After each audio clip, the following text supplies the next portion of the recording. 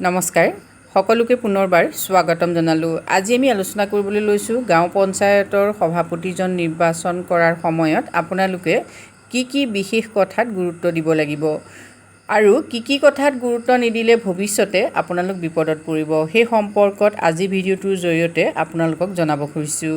যিহেতু গাঁও পঞ্চায়তৰ নিৰ্বাচনৰ ইতিমধ্যে অন্ত পৰিছে আৰু পঞ্চায়ত নিৰ্বাচনৰ এখন সামগ্ৰিক ছবি সকলোৰে দৃষ্টিগোচৰ হৈছে। এইবাৰ এটা কথা ক'ব লাগিব যে পঞ্চায়ত নিৰ্বাচনত এনে বহু প্ৰতিনিধিয়ে প্ৰতিদ্বন্দ্বিতা কৰি জয়লাভ কৰিছে, যিসকল প্ৰতিনিধি প্ৰকৃততে যোগ্য হয়। মানে মেম্বাৰৰ কথাই কওক, APৰ কথাই কওক বা ZPৰ কথাই কওক, এনে বহু প্ৰতিনিধি, শিক্ষিত প্ৰতিনিধি বা সামাজিকভাৱে সচেতন বহু ব্যক্তিয়ে ইতিমধ্যে পঞ্চায়ত নিৰ্বাচনত জয়লাভ কৰিছে, যিটোৰ জৰিয়তে এইবাৰ আমাৰ যি স্থানীয় চৰকাৰ, এই চৰকাৰখন সবল হোৱাটো নিশ্চিত হৈ পৰিছে। মানে গণতান্ত্ৰিক ব্যৱস্থাটোত এটা সুদৃঢ় ভূমিকা বা এটা সুদৃঢ় খোজ আমি দেখা পাইছোঁ এইবাৰ পঞ্চায়ত নিৰ্বাচনৰ পৰা। পঞ্চায়ত নিৰ্বাচন শেষ হ'ল, কিন্তু পঞ্চায়তৰ যিসকল সভাপতি হ'ব, সেই সভাপতিৰ যিটো চিলেকশ্যন প্ৰক্ৰিয়া সেইটো কিন্তু এতিয়ালৈকে শেষ হোৱা নাই, ইতিমধ্যে আৰম্ভ হৈছেহে। আমি সকলোৱে জানো যে এইবাৰ গাঁও পঞ্চায়তৰ যিসকল সদস্য, সেই সদস্যসকলে নিৰ্দলীয়ভাৱে খেলিব লগা হৈছে। গাঁও সভাৰ সদস্য যিসকল প্ৰাৰ্থী, সেই প্ৰাৰ্থীসকলে প্ৰত্যক্ষভাৱে কোনো ৰাষ্ট্ৰীয় বা আঞ্চলিক দলৰ অধীনত ইলেকশ্যন খেলা নাই, মানে সকলোৱে নিৰ্দলীয় প্ৰাৰ্থী হয়। গতিকে সেই নিৰ্দলীয় প্ৰাৰ্থীসকলৰ মাজৰ পৰা এতিয়া এজন পঞ্চায়ত সভাপতি নিৰ্বাচন কৰিব লাগিব। এই কথাটো মই আগতেও আলোচনা কৰিছিলোঁ, যিহেতু 2023 চনত যিখন আমাৰ নতুন পঞ্চায়ত আইন গঠন হৈছিলে, সেই পঞ্চায়ত আইনত এটা কথা কোৱা হৈছিল যে 10জন সদস্যৰ মাজৰ পৰা এজন সভাপতি নিৰ্বাচন কৰিব লাগিব।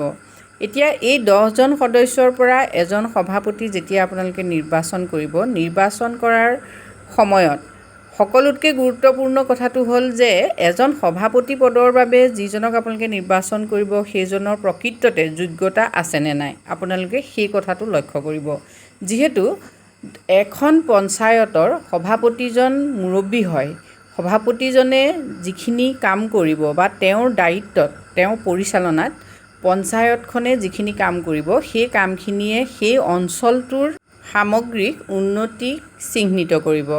গতিকে পঞ্চায়ত সভাপতিজন যদি দুৰ্বল হয় বা তেওঁ যদি দক্ষ নহয় বা তেওঁ যদি পঞ্চায়ত ব্যৱস্থাটোৰ ওপৰত তেওঁ সম্যক জ্ঞানেই নাথাকে, তেতিয়াহ'লে তেওঁক কিন্তু আপোনালোকে পঞ্চায়তৰ সভাপতি হিচাপে নিৰ্বাচন কৰিলে সময়ত বিপদত পৰিব পাৰে। বিপদত সদস্যসকলেই যে পৰিব এনে নহয়, বিপদত সেই পঞ্চায়তৰ অধীনৰ যিসকল জনসাধাৰণ তেওঁলোকো পৰিব। মানে নিৰ্বাচন যিহেতু জিকি পেলাই এজন সদস্য হৈছে আপোনালোক, কিন্তু সদস্য হ'লেই নহ'ব, সদস্য হোৱাৰ পাছত প্ৰশাসনিক যিখিনি কাম কাজ, মানে পঞ্চায়তটো চলোৱাৰ প্ৰশাসনিক যিখিনি কাম কাজ, সেই কাম কাজখিনি কৰিব পৰা ব্যক্তিজন আপোনালোকে নিৰ্বাচন কৰি উলিওৱাটো গুৰুত্ব দিব লাগিব। যিহেতু সকলোৱে সকলো কাম কৰিব নোৱাৰে, আৰু সকলোতকৈ ডাঙৰ কথা যে পঞ্চায়ত নিৰ্বাচনৰ সময়ত যদিও বা সদস্যসকলে কোনো ৰাজনৈতিক দলৰ নেতৃত্বত বা অধীনত নিৰ্বাচন খেলা নাই, কিন্তু পৰোক্ষভাৱে প্ৰায়বিলাক সদস্যই বিভিন্ন দলৰ দ্বাৰা সমৰ্থিত হয়। গতিকে ৰাষ্ট্ৰীয় দলেই হওক বা আঞ্চলিক দলেই হওক, সভাপতি নিৰ্বাচনৰ সময়ত তেখেতসকলে ইয়াত ভূমিকা গ্ৰহণ কৰিবই।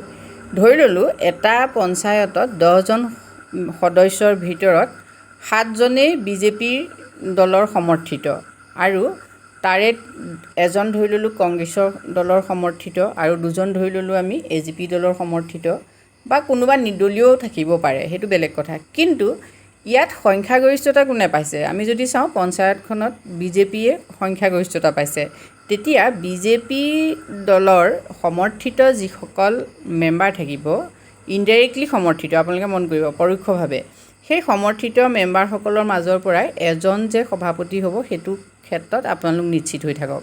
যিহেতু ইয়াতো সমৰ্থন দিব লাগিব, মানে 10জনৰ মাজত যিজনক সৰ্বাধিক সমৰ্থন দিয়া হ'ব, সেইজনেই কি হৈছে পঞ্চায়তৰ সভাপতি হিচাপে কাম কৰাৰ সুযোগ পাব।